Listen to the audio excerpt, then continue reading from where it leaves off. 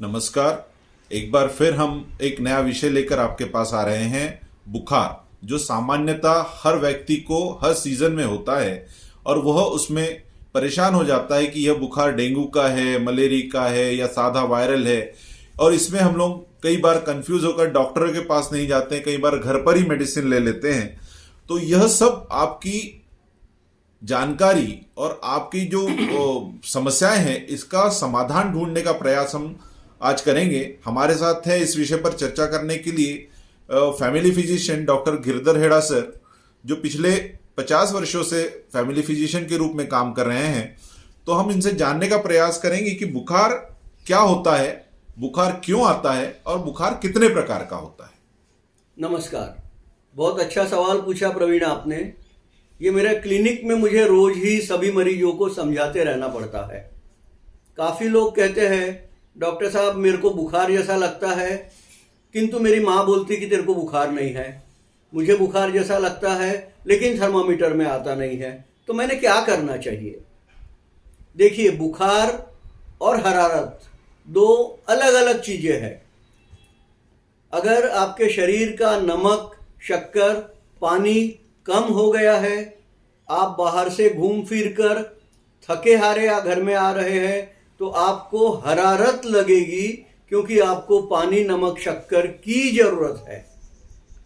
उस समय आप अगर थर्मामीटर लगाएंगे तो आपका रीडिंग आएगा 96, 97, 98। इसे आप बुखार नहीं कहेंगे, किंतु आपको तकलीफ तो हो रही है, आपको बुखार जैसा तो लग रहा है। इसका सॉल्यूशन क्या है? इसका सॉल्यूशन है, जो नॉन डायबिटिक है उन लोगों ने आधे गिलास पानी में एक इलेक्ट्रोलाइट का सैशे घोल कर पीना चाहिए। कमरे का पंखा खोल दीजिए।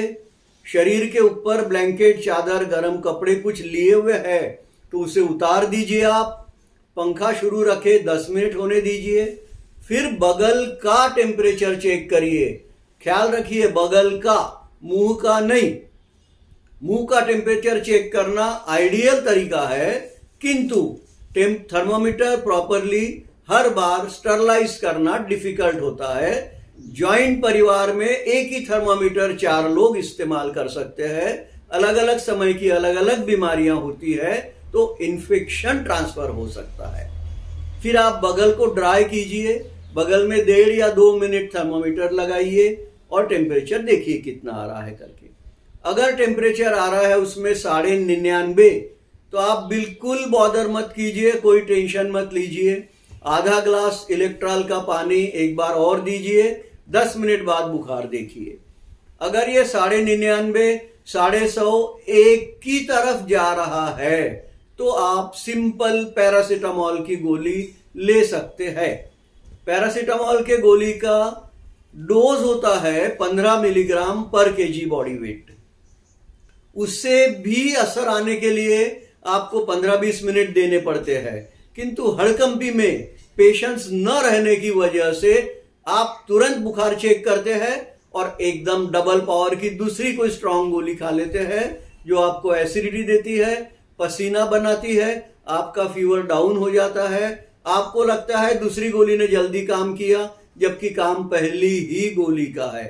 ये जो एक्स्ट्रा पसीना आपको आ रहा है, जो आपने गलती से लाया है, उस पसीने की वजह से आपका नमक, शक्कर, पानी और कम हो जाएगा। आपको थोड़े देर बाद और बीमार जैसा लगेगा। सर, वायरल बुखार और सामान्य बुखार या फिर डेंगू और इस तरह की जो बुखार है, इसको हम लोग कैसे समझ सकते हैं? इनको आप तो क्या, हम भी कभी भी समझ सकते नहीं। शुरुआत के 3-4 दिन ऑब्जर्वेशन, पेशेंस, यही आवश्यकता है मरीजों की भी, डॉक्टरों की भी। कोई तुरंत जांच करवाने की जरूरत नहीं है। आप देखिए फीवर की रेंज क्या चलती है, आपकी तकलीफ क्या कम ज्यादा होती है, उस पर डिसीजन आएगा। जैसे टाइफाइड के बारे में लोग जांच दूसरे दिन ही कर लेते हैं, कई बार हमारे पास में लोग ब्लड टेस्टिंग करके ही आते हैं। टाइफाइड की जांच बुखार आने के 8वें दिन करवाई जाती है। दूसरे दिन तो वो टाइफाइड होगा तो भी निगेटिव ही आएगा, तो आप कंफ्यूजन में हो जाएंगे।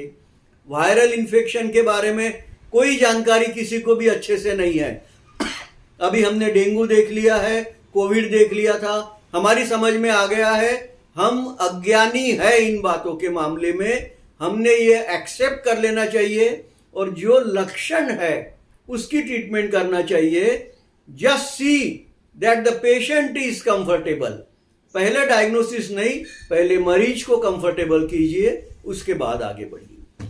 सर, एक बहुत कॉमन प्रश्न है कि बुखार यह बीमारी है या बीमारी की वजह से बुखार होता है? ना तो बुखार ये बीमारी है, बुखार यह एक लक्षण है कोई तो भी चीज का शरीर पर संक्रमण हो रहा है उसका। तो इसे सामान्य तरीके से हम लोग घर के उपाय क्या कर सकते हैं? आप घर पे उसका स्पंजिंग कर सकते हैं, इलेक्ट्रोलाइट दे सकते हैं, कमरे की खिड़कियां खोल सकते हैं, बस उसके आगे और आप कुछ मत करिए। लेकिन आपने तुरंत अपने डॉक्टर को इन्फॉर्म कर देना चाहिए। डॉक्टर ने आपको दवा देने की तुरंत जरूरत नहीं है, आप उन्हें जस्ट बता दीजिए ऐसे ऐसे हो रहा है, मैं क्या क्या देखूं करके, बस खत्म। बहुत अच्छा डॉक्टर साहब, आपने बहुत सुंदर जानकारी दी और सामान्य व्यक्ति को इसका बहुत लाभ होगा।